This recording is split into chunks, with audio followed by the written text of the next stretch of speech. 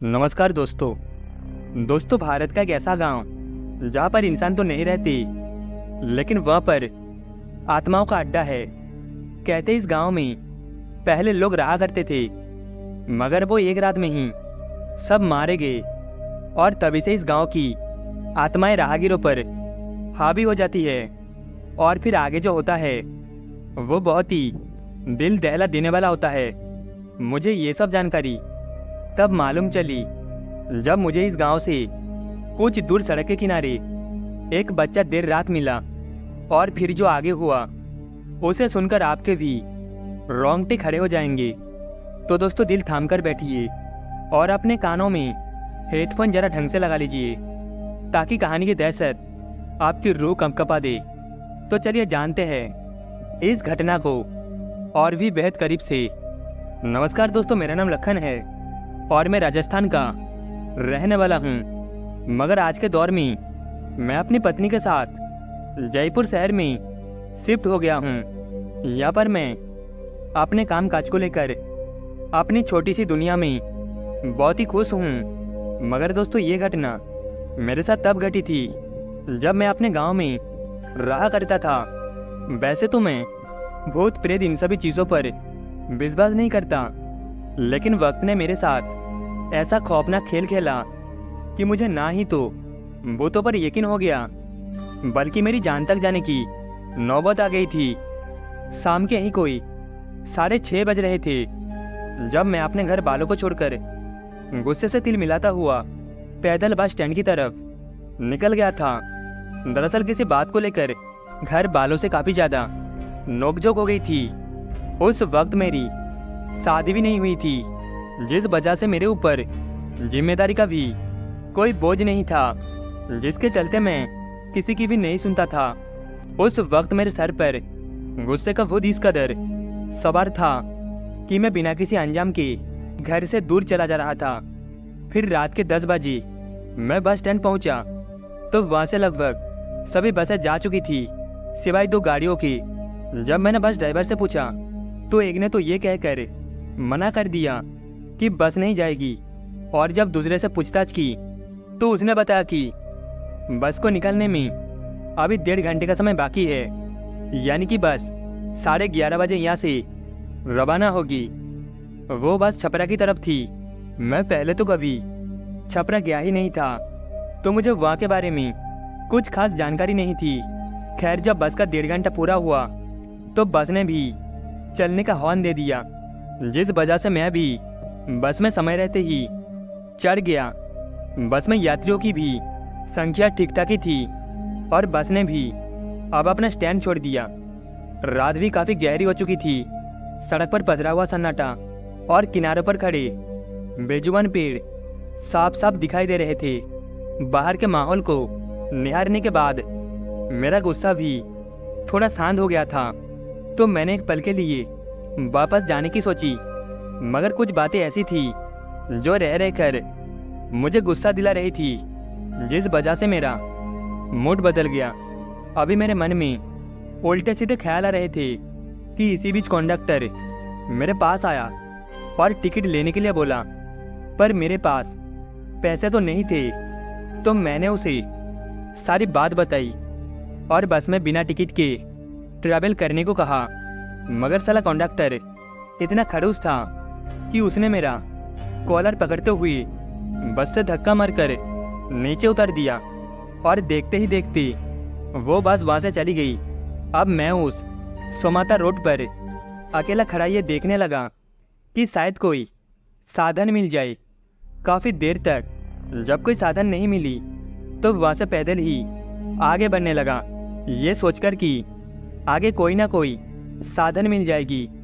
परिचय में सड़क पर चल रहा था कि इसी बीच मुझे एक बच्चा दिखा जो सिसकियां भरकर रो रहा था। मेरे लिए एक हैरानी की बात थी, क्योंकि इतनी रात को भला 10 साल का बच्चा यहाँ पर कैसे हो सकती है। और उस बच्चे को देखते ही मैं मन ही मन यही सब सवाल लिए उस बच्चे की ओर बढ़ने लगा। और जब उस बच्चे के पास पहुँचा तो वो बच्चा मुझे देखते ही एकदम से मेरी ओर दौड़ पड़ा। इससे पहले मैं उस बच्चे से कुछ पूछता कि तभी वो बच्चा रोते हुए कहने लगा, अंकल अंकल, मेरे मम्मी पापा को बचा लो, वो लोग मार देंगे उन्हें।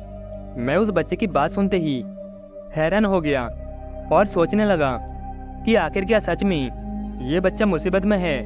मैंने ज़्यादा ध्यान ना देते हुए उस बच्चे से कहा, अच्छा ये बताओ कहाँ पर है तुम्हारे मम्मी पापा? तो वो मुझे हाथ पकड़कर जंगल के अंदर ले गया और जंगल से कुछ दूर आगे जाते ही मुझे इशारा करने लगा।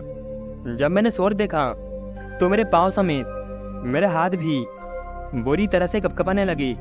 मेरी हिम्मत नहीं थी कि अब मैं एक कदम और भी उस बच्चे के साथ आगे बढ़ूं। मैंने तुरंत ही उस बच्चे का हाथ पकड़ा और उसे पकड़कर झाड़ियों में छिपकर वहाँ का खौफनाक नज़ारे को देखने लगा।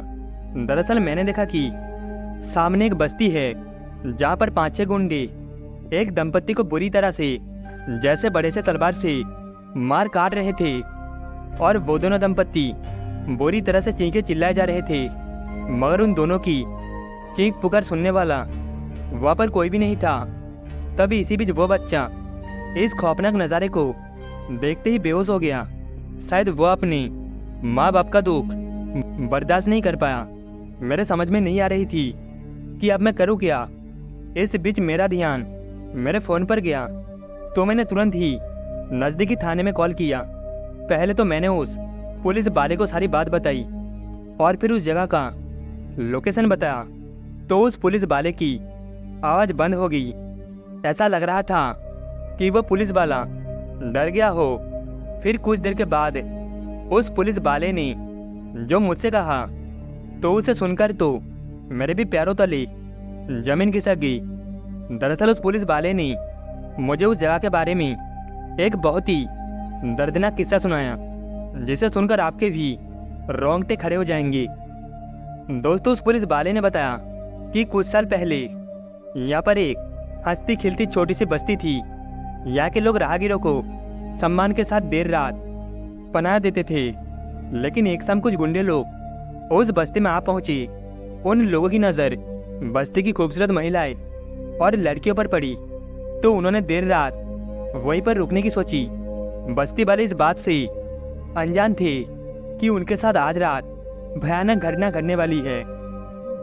जब सभी लोग देर रात सो रहे थे तो वो गुंडे 2 घर में घुस गई और महिला के साथ जबरदस्ती करने लगी और उस महिला की चीख पुकार सुनकर बस्ती के सभी लोग जाग गए और उन गुंडों को चारों तरफ से घेर लिया। जब बस्ती के लोगों ने इसका विरोध किया तो उन गुंडों ने सभी पर गोलियां बरसा दी, जिस वजह से सभी लोगों को अपनी जान से जाना पड़ा।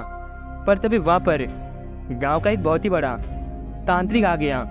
इससे पहले वो तांत्रिक कुछ करता कि तभी उन गुंडों ने उस तांत्रिक को भी जान से मार दिया। अब वो बस्ती उन गुंडों का अड्डा बन गई थी।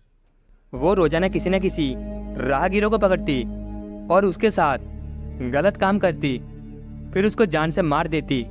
पर उन गुंडों को भी नहीं मालूम था कि इसका खामियाजा उन्हें बहुत ही जल्द भुगतना पड़ेगा। फिर एक रात, अमावस की काली रात को, जब वो गुंडे बस्ती में एक महिला को पकड़े हुए थे कि तभी एक अदृश्य ताकत ने उन सभी की गर्दन मरोड़ दी और जैसे वह महिला वहाँ से भागी तो वो सीधे जाकर थाने में रुकी, जहाँ पर जाकर उसने सारी बात बताई। फिर उसके बाद से उस जगह से ऐसे कई केस आए पर वहाँ जाकर कुछ भी नहीं मिलता। कहते अगर कोई भी राहगीर अगर गलती से उस इलाके में पहुँच जाती है तो उन गुंडों की आत्मा उन्हें जिंदा नहीं छोड़ती है, लेकिन उनके आत्मा को उस तांत्रिक ने बस्ती से बाहर जाने से रोक रखा है। पर तुम वहाँ पर जाने की गलती मत करना। दोस्तों, उस पुलिस वाले की बात सुनते ही मैं एकदम से पड़ गया और जब सुबह हुई तो उस बस्ती में ना ही तो वो गुंडे नजर आ रहे थे और ना ही वो 2 दंपत्ति। पता नहीं वो रात का किस्सा कैसा था, ये तो मेरी समझ में नहीं आया। खैर, मैं उस बेहोश बच्चे को उठाकर अपने साथ हॉस्पिटल ले आया, जहाँ जाकर उसे होश आ गया और फिर उसके बाद उस बच्चे को मैंने अपने साथ ही रखा है, पर जब उस बच्चे को अपने माँ बाप की याद आती है तो मैं उसे किसी तरह से शांत कर लेता हूँ। मगर माँ बाप तो माँ बाप ही होता है, जिन्हें कोई नहीं भूल सकता। तो दोस्तों, इस कहानी में बस इतना ही। कहानी आपको कैसी लगी कमेंट में बताना। कहानी आपको अच्छी लगी हो तो वीडियो को एक लाइक एंड चैनल को सब्सक्राइब जरूर से कर देना। मिलते हैं अगली कहानी में।